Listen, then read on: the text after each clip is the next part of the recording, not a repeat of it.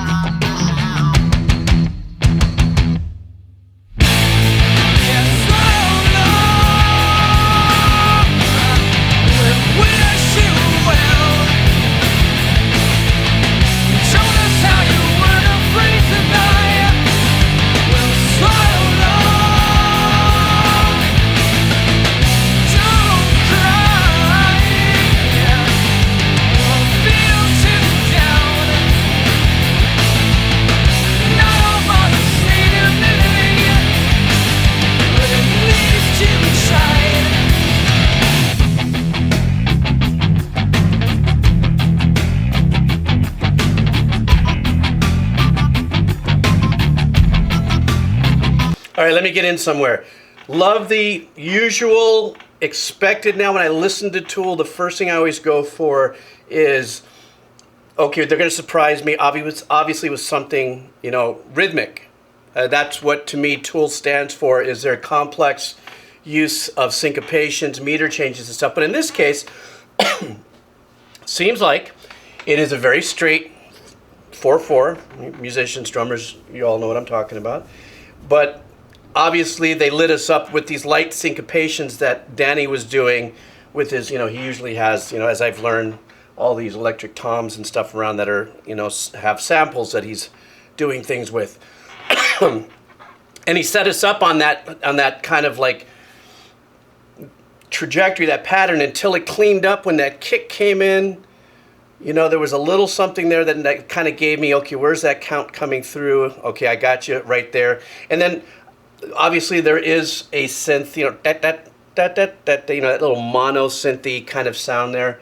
That for as many reactions as I've done, there's always been this debate whether somebody plays a synth or something on an overdub or on stage or something, while other parts are going on.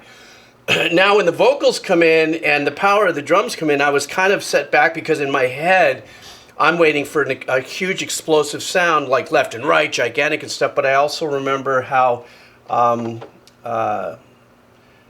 what makes Tool so unique is how they use those particular textures of taking you from everything's packed right here in your face to, let's say, a really broader stereo experience.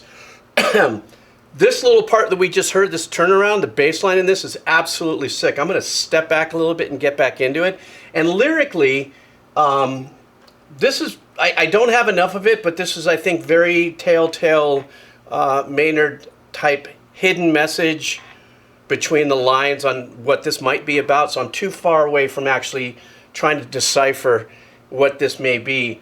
But as soon as he gets into, So Long, gets more into the melodic part of what I've heard thus far, there's a couple lines in there.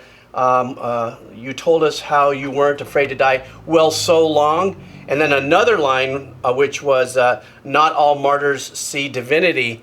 Very unique harmonies that's going there, because that's what Maynard loves to do, is as the musicians are keeping us in darker patterns and stuff and have us kind of in this kind of trance, syncopated trance a la Tool, he likes to jab us with these melodies that'll take us and then, give us a little hope with the notes that he chooses, and then he just brings you right back down and then down below another, like a hit below the kidney, and then brings you, kind of sits you back up there. And that's what I find amazing about Maynard's ability as a composer and a singer throughout all of his projects. A Perfect Circle, excuse me, sorry, and the other band. I'm sorry, I'm just waking up, guys. Please don't, like I said, don't come for me. Here we go. Let me take this back just a little bit.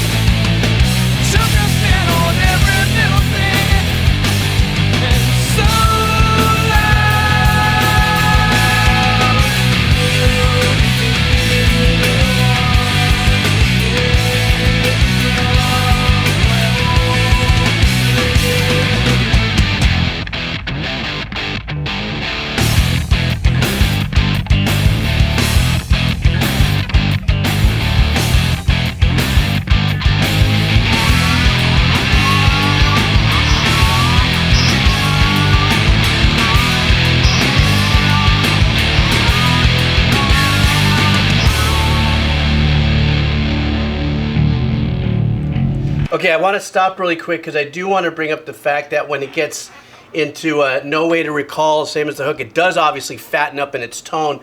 But something else that's really super badass about the engineering and the production of this is that even though the guitar and the bass are sharing that line of mono, let's just say, there is slight ambience to it, which would mean maybe just a little bit of room noise or something like that. Not room noise, room ambience or something. So it gives that live thing. But what's really owning the pocket is the snare from Danny. And when I mean owning the pocket, it's giving us, at least there's a little depth and a little bit of sense of stereo in there. And so, of course, when they explode into the hook, it's big and fat and it's in your face and it really takes you back. But something that was really badass to me, I noticed on this, is in the sections where Maynard has got that crunched vocals, you know, we'll miss him, that whole thing. Did you notice that Danny, out of all the songs that I've ever listened to, is probably the only time I've ever heard him use his kick.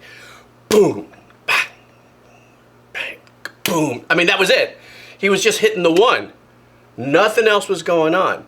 So a lot of the rhythmical stuff that's popping behind us is obviously guitar and the bass that are doing a little bit of what they're doing, but gave it enough room and spaciness to have Maynard do what he did there. But so much for a short stop, sorry.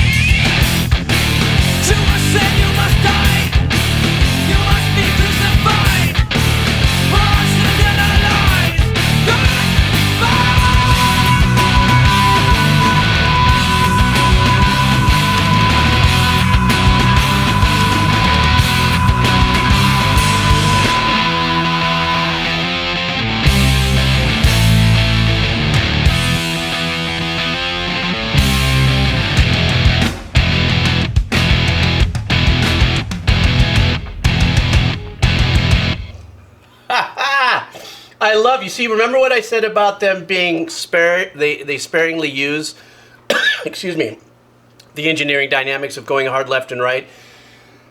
To them, that's as important to me as their arrangements, as how with their engineering, whoever's engineering these projects, they want to relay the fact that how they use that dynamic is so important. I don't know about these lyrics. I was, reading and I'm following along into his intensity and his, what Maynard does. How is that scream at the end? It doesn't surprise me though, because I've done enough of his of Tool's works to have heard him do that once or twice before, so I know what he's got. And I think this is way pre-COVID. I know he's had some challenges with his lungs because he had COVID a couple times. What year was? Oh yeah, 1996. So still nice young lungs pumping that out. I'm sure he could still do it now, but I think I remember him mentioning something about having some challenges, just be it age and the post-COVID thing he got. I don't know. At the these last two lines, it kind of sent a little shot across the bow. I said, well, is this a religious thing? But it could be anything. I mean, what I've learned about the great thing about Maynard's writing is that the intensity in which he labels an individual in his lyrics, in his storytelling, is extremely bold. You may think he's talking about, in this case, let's say he's talking about Jesus crucified and that whole thing. But it could be about a politician, it could be about an old friend, it could be about, so many different things that it possibly could be. So I don't have like a really super clear picture of it.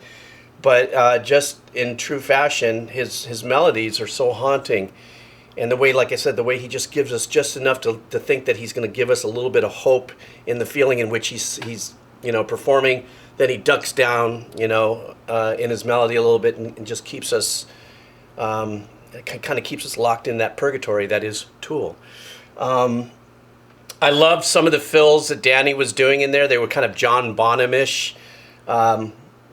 Well, I would say, personally, it is a John Bonham roots fills, especially that, the toms and the kick going in this circular fashion.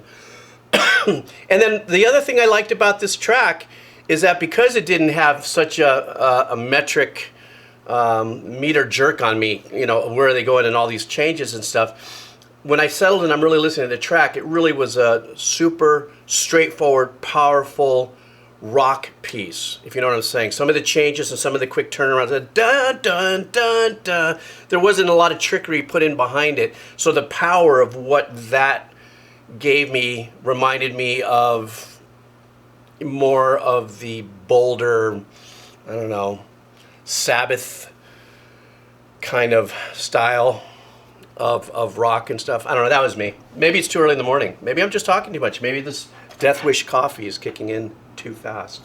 Anyhow, well, I want to thank you very much for hanging out here at the Decomposer Lounge. If you're still here, just type in "I'm still here." And if you have an insight slider on perhaps what, maybe you saw an interview with Maynard or something on what this means, please leave that in the comment. Remember, like I said, I've done a ton of Tool tracks, so you can always look it up in the little search bar on the YouTube page. I want to thank you guys for your support, and like I said, I did join Twitch. And I'm going to be having a blast over there. Not just doing reactions and stuff. I'm going to be picking up my guitar and my bass. And I'm going live. When I say I'm going live, I'm finally going to break out going, all right, I can do this on Twitch. I think it's going to work out. So if you want, you can join me there. All right, guys, take care. Have a killer day. See ya.